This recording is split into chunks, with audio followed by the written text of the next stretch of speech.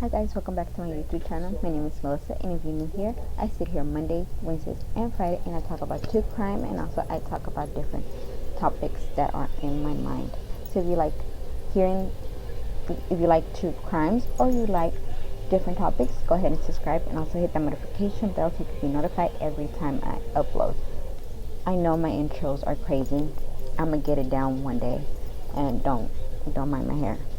It's one of those days. I know today's Thursday and not Wednesday, but I just been having those crazy days. So I decided to upload. Monday I uploaded a Janet Jackson video. So today I'm gonna upload the video that I was supposed to upload Monday, and I'm gonna be uploading 3 videos. So today, this video is going to be the one that I was supposed to upload on Monday. My second one is going to be the one that I was supposed to upload Wednesday. And my last one will be about talking about Black History Month. I want to do talk about some few people that made history just because it's Black History Month. So I'm going to do that as well. So, but this video is going to be about a old cold case has been solved, and it's one of those cases that I have been following, and I think I've heard so many YouTubers talk about it. So let's go ahead and get started. First, let me start with my inspiration of the day. You know what hurts? Seeing the person that want forever slowly walk away. So that is my inspiration for today. So today, like I said, I am going to be talking about my first solved case that I've talked about in this channel, and it's, like I said, it's one of those cases that I literally researched. I've seen videos on it, people talking about it, and it's one of those cases that it's just like wow, you never know. You think you know people, especially when it comes to family, but you don't know some people in your family or even close friends may be hiding something in the dark. You never know. So let's go ahead and get started.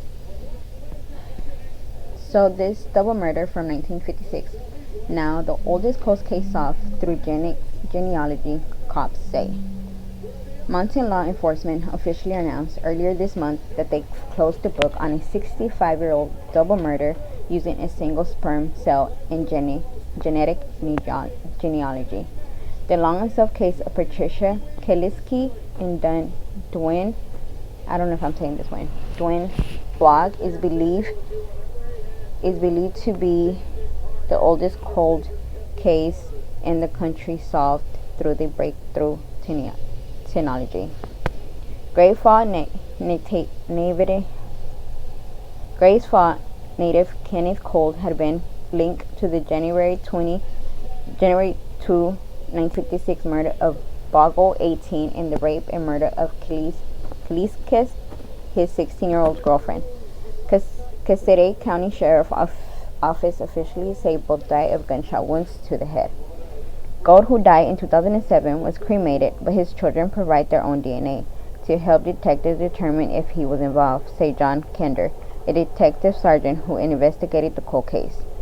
I wasn't sure how they were going to react when I come to them saying, "Hey, your dad is a suspect in this case," but they were great to work with, Kendall said June 8th, according to the Great Falls Tribune. The electoral report that Cassette County Jesse Slugger said, because Gold is dead, authorities can only say that he is the most likely suspect in the case. This is good as we were ever going to get in a case like this, learners say. At the time of the murders, Gold was a 29-year-old husband and father who lived about a mile from Kalitzke in Great Falls. He was often spotted riding horses through the area. The Tribune report that Golden's name was nowhere in the case file, and he apparently had never been questioned in the murders. Bogle, a USA Air Force airman, was stationed at Form Air Force Base when he met and fell in love with Kalitzke. Kanders say the young Waco, Texas native was intensely smitten with Patty, according to the New York Times. The couple were on a date that night of the murders, were last seen at drive-in restaurants just after 9 p.m. that night. From there, they apparently parked at a lover's lane west of Great Falls near Westworth Park. They never came home. The Times report that the teens' families assumed that they had eloped until 3 boys hiking near the Sun River the next day found Bogle's body. The young airman car was running and the lights on the radio were on. Bogle lay face down next to the car, his hands bound behind his back with his own belt. He'd been shot in the back of the head. The newspaper report. At Caseta County Road, workers stumbled upon Kelsey's body a day later, dumped off a grave road north of Great Falls. She too had been shot in her body, injuries inflicted during sexual assault.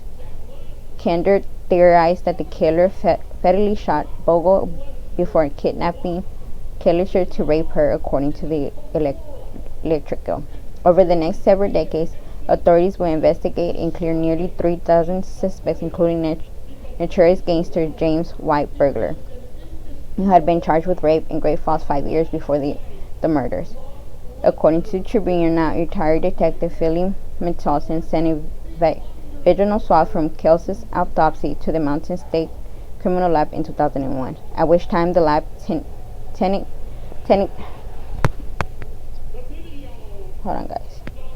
found a vital clue that single sperm cell which did not belong to Bogle. Despite that finding, the case remained unsolved when Mentelson retired. A lot of different people have turned at this, and we just weren't able to take it to the conclusion. Kender, who was assigned the case in 2012, said the big break in the case came 6 years later, when another case more than miles away was solved. The arrest of Joseph James D'Angelo, California's notorious Golden State Killer, in April of 2018, introduced a role to the advantage of genetic genealogy. The technique in which a genealogist plugs a suspect or victim DNA profile into public genealogy database allows them to reserve engineer family tree for the owner of the profile. They then investigate multiple branches of the family, 3 to determine who could be a viable suspect and solve cases. Kender began working in 2019 with bot technology, which conducted further testing on the semen taken from Kalitzke's body, according to KRTV in Great Falls. The genealogy process turned up 3 people genetically compatible with the sample, including Cloud. DNA swapped from his children, and definitely linking the murders to Gold, who was 79 years old when he died May 31, 2007, in Oregon County, Missouri. A probe of global background showed where he lived at the time of the killings. He worked curling horses a few blocks from Kelly's home. A little over a month after the murders, Golden sold his family property and moved his family, which includes a 2-month-old daughter, out of Great Falls. After moving around for several months, they left the state and settled in Alton, Missouri. Investigators who tied Gold to the crime were unable to uncover any connection between him and the victim, the Tribune report. He had no criminal history nor any known connection to another crime. Most of the victims' family members have since died, according to the newspaper. Those that do remain express relief that Kelsey and Bogle's kill has been identified. The nature and consequences of this crime ensure that the investigator never forgot about the victims, even if those detectives had yet to be born when Kelsey and Bogle died. You had 2 young, fervent individuals that were liked among their peer group, Kender said. Investigators pour their heart and soul into this case.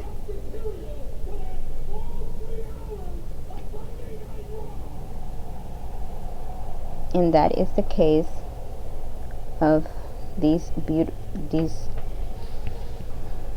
innocent teenagers who were just on a date and just wanting to enjoy themselves. This case, to me, it's one of those cases that I wish I knew why. And the only reason I want to say I want to know why is because he didn't have the man that committed the murders didn't have no criminal record. Like, he's never done stuff like that, so it's kind of surprising that out of a sudden he just ends up killing 2 people. But he didn't get punishing when he was alive, but hopefully he got punished. He got punished in the afterlife. I think this is one of those cases that I really, sometimes it's just like, I really do wish, I want to know why. Were they crossing, was he in drugs, was he just out of anger, like they were in his land? What was the cause? Why did he commit the murder? And I feel so, I feel sad for his kids that grew up, thinking that their father was, I'm not saying that he was probably an amazing father, but, how would you feel when your cops come knocking on your door and they're like, oh, hey, yeah, we need your DNA because we think your dad committed a murder like some years ago? I would have been like, who? You talking about him? You talking about, like, how do you process that? How do you process knowing that somebody you grew up and admired all your life literally committed a murder? Like, I don't know how I would do it. I would have been probably shocked. But yes, guys, that's it for this case. I will be uploading my other video. Stay tuned. Peace out.